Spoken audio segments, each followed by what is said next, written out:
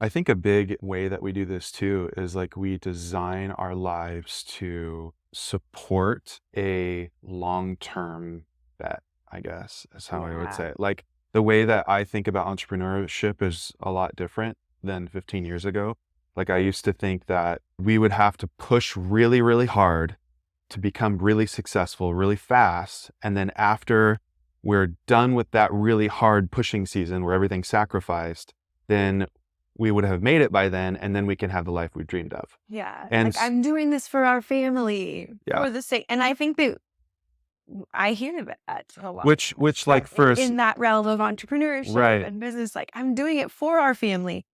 But what if it takes 10 years of sacrificing that? right. So like So, for a single guy that is just pursuing, great, like whatever, and that's fine. But for us, it just didn't work.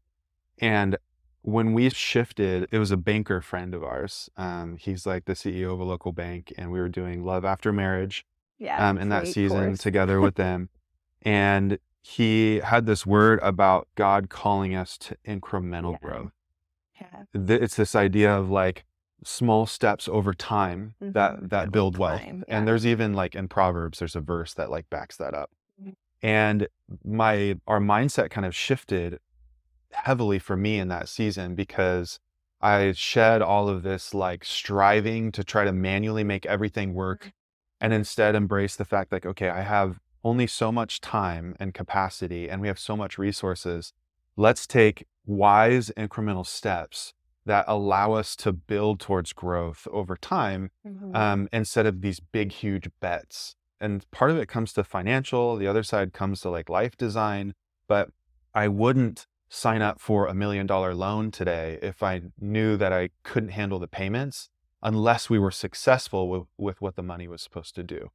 Like putting yourself in these crisis scenarios where it's like you have to either make it or you're dead, right? Or you can't make payroll.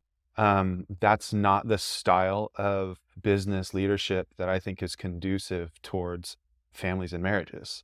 And Mhm. again, everybody's situation is different, but we started making decisions that were like we wouldn't take on because I think debt is actually acceptable in business, as long as you can handle the payments, as long as it leads to more cash flow, incremental cash flow, right? Right. As So, long as it's not like a stressor.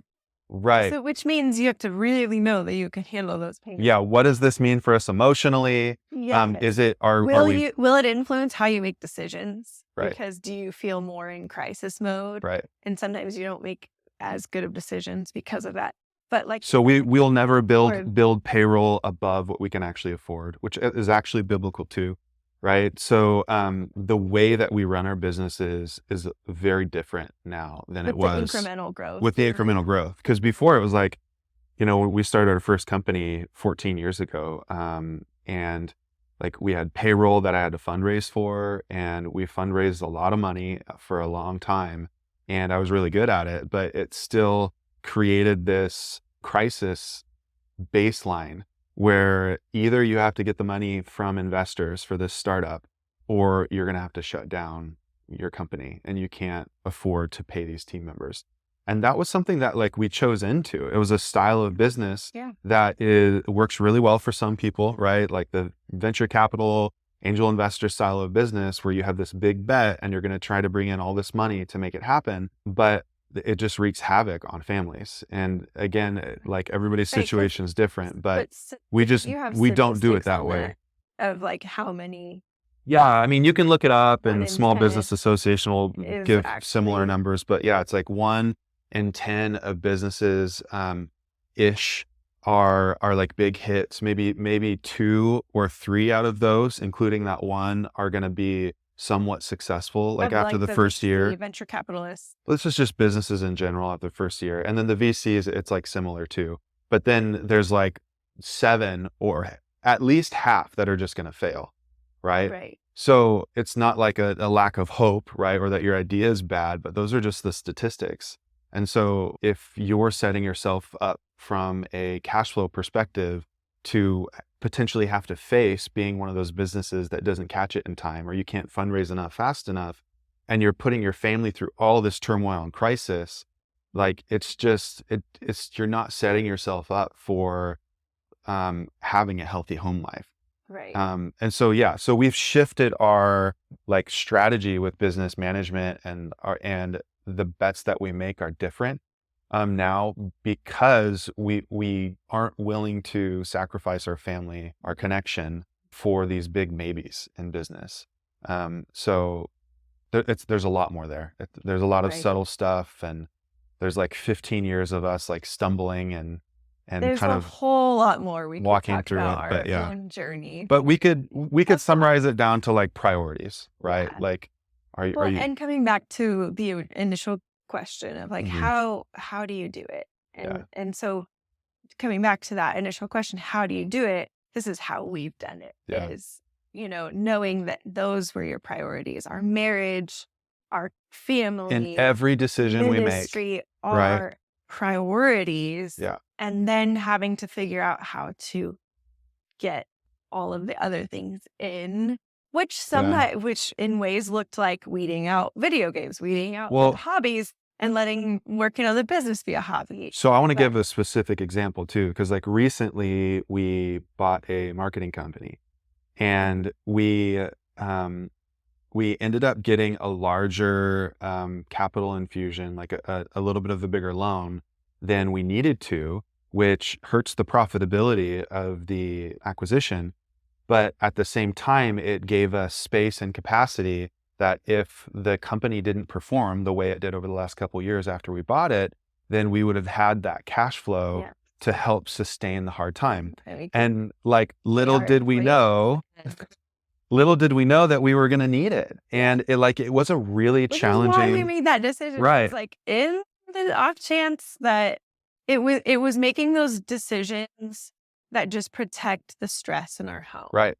So it was a That was like it will challenging, just be safer to know that we have that yeah, and it was, not put us suddenly into crisis stress to keep that going. right. So it still ended up being a challenging couple months. Yeah. Um, But it would have been way It would have been worse if way we didn't worse have if that we didn't savings. have the extra capital to be able to sustain the downward swing in revenue, right? Because we had, Mhm. anyways, there's just some stuff that happened with some employees, and maybe it's a story for For another day. another story. And now I think it seems like we're on the other side of that. But we said multiple times over the last like 3 months or so, we're like, oh my gosh, we're so glad we got that extra loan money. I think we've said it multiple times just in the last week I know. or 2 weeks. Yeah.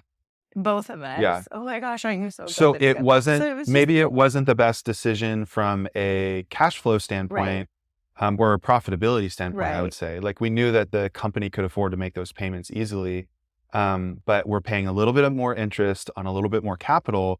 But when we were making that decision, it wasn't a business decision. It was a It was life a family decision. We're family like, lifestyle yeah, we're like, decision. we want to be able to weather the storm of challenges and difficulty with this new acquisition and not have it impact our personal lives. We don't want to Mhm. have to like dig into our different budgets and savings that we have in our personal life, or block us from being able to make future acquisitions because we Mhm. had to take from that those savings and put them into this business. Or be pulled into that incredible stress, Right.